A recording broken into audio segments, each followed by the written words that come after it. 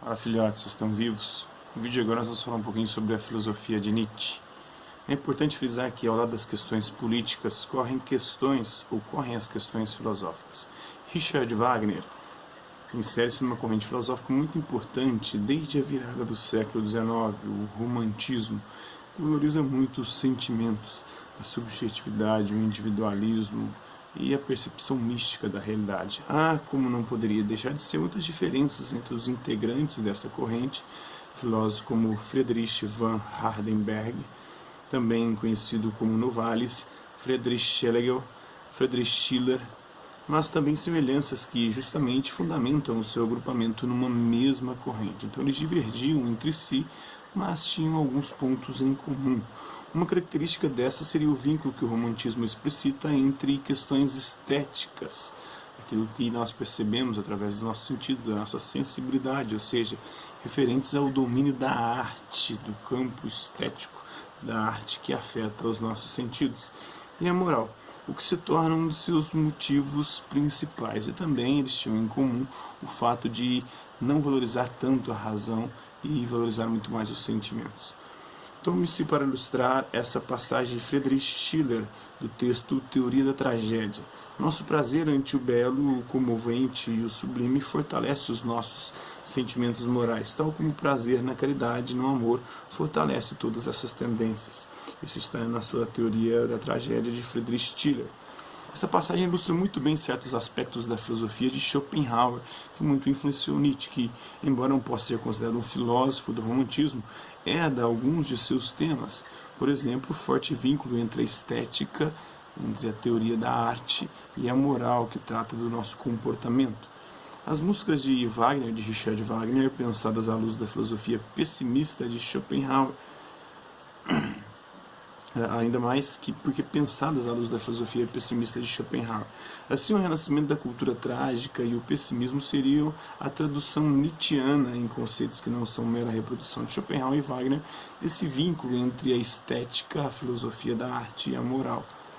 É nesses termos que a unificação territorial da Alemanha sobrepõe-se uma unificação da cultura. Exige-se para a cultura, nos termos de Nietzsche, unidade de estilos artísticos, nas palavras das considerações extemporâneas. Cultura é, para ele, antes de tudo, a unidade dos estilos artísticos em todas as manifestações da vida de um povo. Isso está em suas considerações extemporâneas, de David Nietzsche, uma tradução aí do David Strauss, o devoto e o escritor. É assim que, no início de sua produção, Nietzsche surge como pensador da cultura alemã, em reflexões fortemente marcadas pela presença de Wagner e de Schopenhauer, influenciados por esses dois, e pela confluência de questões políticas e estéticas. Mas também no século XIX a ciência registrou um progresso considerável.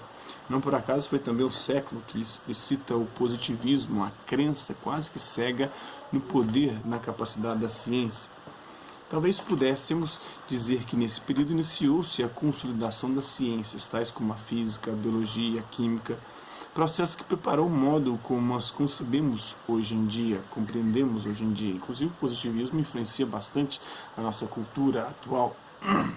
Quando você diz que algo é cientificamente comprovado, as pessoas acreditam porque têm uma fé quase que cega na ciência. E também o positivismo influencia os militares que hoje estão no poder no nosso país. Nietzsche, por seu lado, teve um contato intenso e importante com as ciências de então, utilizando conhecimentos físicos, biológicos, químicos, médicos como subsídio para suas reflexões. Coisa comum, diga-se de passagem, nos filósofos do século XIX. Isso se reflete na massa de seus fragmentos publicados apenas póstumamente, em livros como O Humano, Demasiadamente Humano, que atribui um papel privilegiado às ciências, e A Gaia Ciência, outra importante obra de Nietzsche. Esse contato com as ciências, vale observar, estendeu-se, no entanto, por toda a sua obra, e testemunha tanto tentativas de encontrar fundamentos científicos para suas teorias, quanto a sua crítica das ciências. Com seu amadurecimento, o filósofo reviu suas posições, tanto no que diz respeito às suas posições estético-políticas, quanto no que se refere à relação de sua filosofia com as ciências, o que se dá predominantemente a partir de 1882, ano em que se inicia a publicação de Assim Falou Zaratustra, talvez a sua obra mais importante.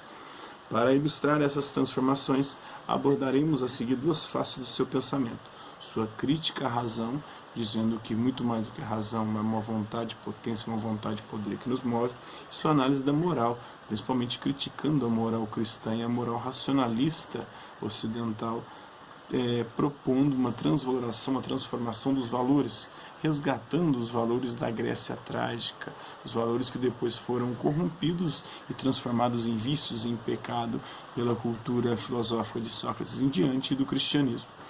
Vamos ver então alguns aspectos da sua filosofia.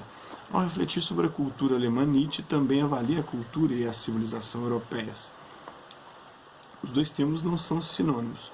Cultura é tudo aquilo que é produzido pelo ser humano.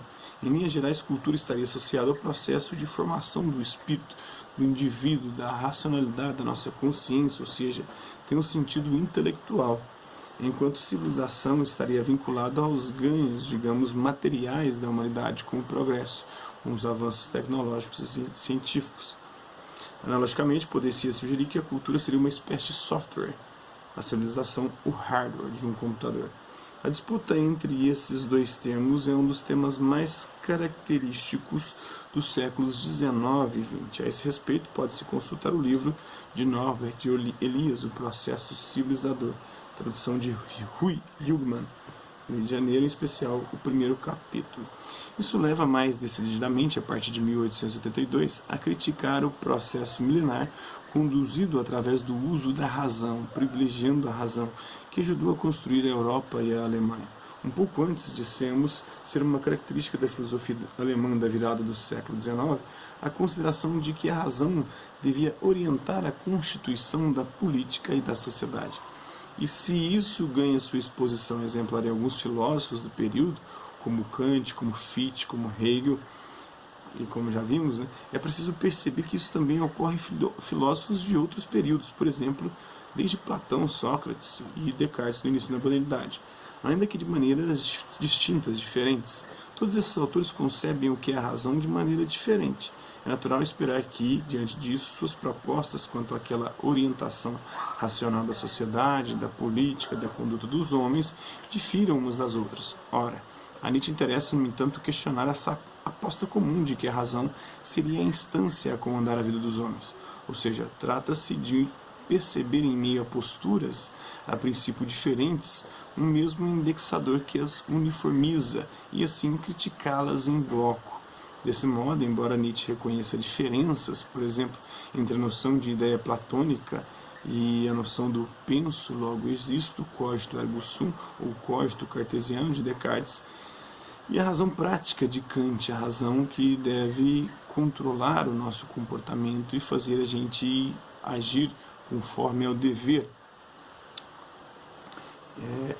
O que a ela interessa são as semelhanças entre tais posturas. Todas representam, de um modo ou de outro, a afirmação de que o racional e o espiritual são a medida das coisas, são superiores e que ambos devem ser o fio condutor da vida dos homens. Essa crença, disse Nietzsche, foi o que conduziu a Europa, ou no limite a civilização ocidental até então, e é através dela que se pautaram as interpretações mais marcantes do que deveria ser a vida dos homens. Contra essa tendência majoritária, enfim, é que sua filosofia desenvolve uma crítica tão ácida à razão.